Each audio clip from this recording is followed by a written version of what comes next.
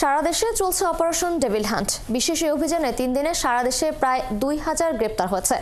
উদ্ধার হয়েছে বিদেশি পিস্তল সহ বিভিন্ন ধরনের অস্ত্র।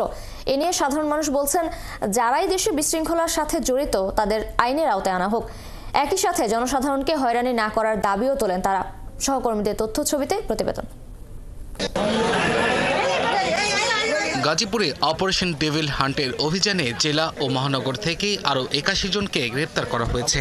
এ নিয়ে গাজীপুরে 3 দিনে গ্রেপ্তার হলো 250 জন। এলাকাবাসী বলছেন, এই অভিযানে যারা গ্রেপ্তার হয়েছেন তাদের বেশিরভাগই আওয়ামী লীগের রাজনীতির সঙ্গে জড়িত। ডেভিল হান্ট নামক যে অপারেশন শুরু হয়েছে, অপারেশনে মূল আওয়ামী লীগের নেতৃবৃন্দ এরা গ্রেফতার হচ্ছে না। অপারেশন ডেভিল হান্টে চট্টগ্রামে প্রায় 24 ঘন্টায় নগরীর 16 থানার বিভিখানে আটক হয়েছে 75 জন। আমরা সাধারণ নাগরিক হিসেবে আমরা মনে করি যে এই ডেভিল হান্ট এই আপনার অপারেশনটা সাধারণ মানুষের জন্য আস্থা ফিরে আসতেছে। এছাড়া হাতিয়া ও সন্দ্বীপে নৌবাহিনীর অভিযানে অস্ত্রসহ আটক হয়েছে 4 সন্ত্রাসী।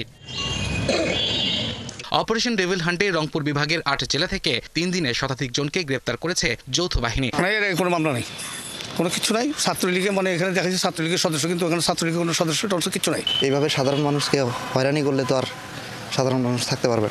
জনসাধারণের নিরাপত্তা নিশ্চিতে বরিশালে চেকপোস্ট বসিয়ে তল্লাশি করছে পুলিশ।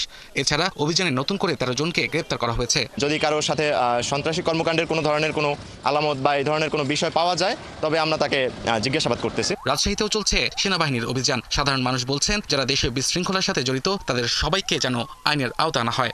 মব হত্যাদের এই থেকে পরিত্রাণ পাবে, এটা আমি আশা রাখছি। আমরা তো শান্তি, মূল কথা হলো শান্তি। ডেভিল হান্ট হোক আর যে কোনো প্রোগ্রামই হোক। ময়মনসিংহে অভিযানে 23 জনকে আটক করেছে পুলিশ। তবে জনসাধারণকে হয়রানি না করার দাবি বাসিন্দাদের। মানুষ যেভাবে উশৃঙ্খল আচরণ করতেছে, যেভাবে চুরি ছিনতাইয়ের দিকে ধাবিত হইতেছে, এটা আমি মনে করি এটা দরকার ছিল। সিলেটে নতুন করে 7 জন গ্রেপ্তার হয়েছে। তবে অপারেশন ডেভিল হান্টকে আরও শক্তিশালী করার আহ্বান এলাকাবাসীর। এটা হওয়া উচিত ছিল যেদিন থেকে ইউনূস সরকার দায়িত্ব নিয়েছেন, এর কয়েকদিন পর থেকে।